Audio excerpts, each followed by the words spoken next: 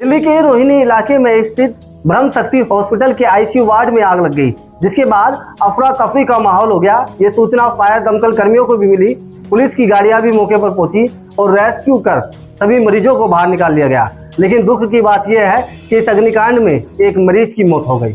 आपको बता दें, मुंडका अग्निकांड के बाद भी अभी भी निजी कंपनियां और हॉस्पिटल संस्थान जो हैं वो लापरवाही बरत रहे हैं और ब्रह्म शक्ति हॉस्पिटल के अंदर भी लापरवाही कहीं ना कहीं बरती जा रही थी, क्योंकि जब ये आग लगी तो उसके बाद जो हॉस्पिटल के अंदर अग्नि सक्षम यंत्र होते हैं या अग्नि उपकरण होते हैं वो काम नहीं कर रहे थे और वहीं आग लगने के बाद भागने का मौका मरीजों को नहीं मिल पा रहा था, क्योंकि हॉस्पिटल के तमाम एग्जिट गेट पर ताला जड़ा हुआ था।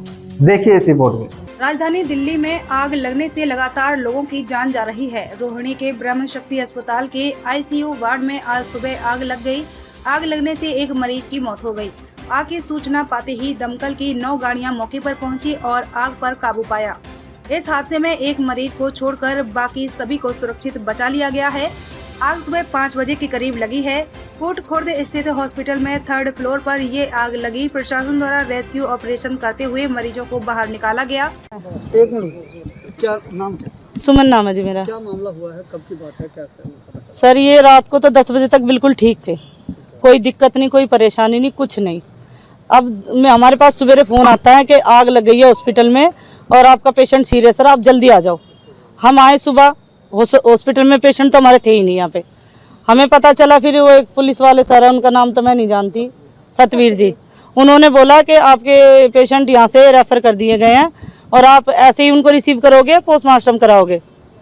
तब हमें पता चला है कि वहाँ अम्बेडकर में भेजा हुआ है। यहाँ से क्यों भेजा हुआ है, किस लिए भेजा हुआ है, रीजन क्या है भेजने का? हमारा हमको बताते, बुलाते, हमारे सामने भेजते। एक पेशेंट पूरे हॉस्पिटल में से वहाँ क्यों भेजा, किस लिए भेजा, रीजन पता करना ना। हमें पूरी कार्रवाई चाहिए, किस तरह आग लगी, कैसे पेशेंट हमारे एक्सपायर और क्यों, और वहाँ क्यों भेजा, ये चीज़ हमें पूरी जानकारी चाहिए सर। और इसका ब्रह्म शक्ति हादसा इसलिए भी ज्यादा बड़ा हो गया क्योंकि अस्पताल के अंदर रखे हुए सभी फायर उपकरण काम नहीं कर रहे थे। इसकी वजह से समय रहते आग पर काबू नहीं पाया जा सका। साथ ही साथ बाहर निकलने के सभी दरवाजों पर ताला लगा हुआ था, जिसकी वजह से मरीजों को बाहर निकलने में भी दिक्कतें हुई। आपको बता दें कि मुंडका इलाके में भी कुछ इसी तरीके के हालात दिखे थे, लेकिन उस हादसे में भी ब्रह्म शक्ति हॉस्पिटल के प्रशासन द्वारा कोई सबक नहीं लिया गया। क्या नाम है आपका? जी संतोष नाम है मेरा। संतोष जी, क्या हुआ है? ब्रह्म शक्ति हॉस्पिटल में खड़े हैं, बताइए पूरी घटना। जी मेरे पिताजी यहाँ कम से कम 10 से 15 दिन हो गए उनको एडमिट हुए। वो कल मैं उनसे शाम को मिल के गया हूँ, बिल्कुल ठीक थे। क्या नाम है बाबूजी का? बाबूजी का जी होली नाम है, होली नाम है। आईसीयू में बेड नंबर 9 पे वो एडमिट थे। और आज सुबह अचानक मुझे विजय विहार थाने से फ़ोन आता है कि आप हॉस्पिटल आ जाइए और यहाँ उनके साथ दुर्घटना हो गई है या हॉस्पिटल में आग लग गई है।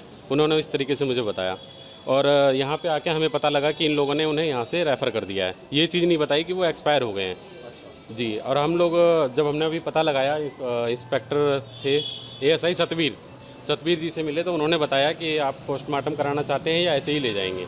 तो हम तब हमें पता लगा जी अस्पताल की लापरवाही से मौत हुई है और लापरवाही से ही हुआ है जो भी हुआ है।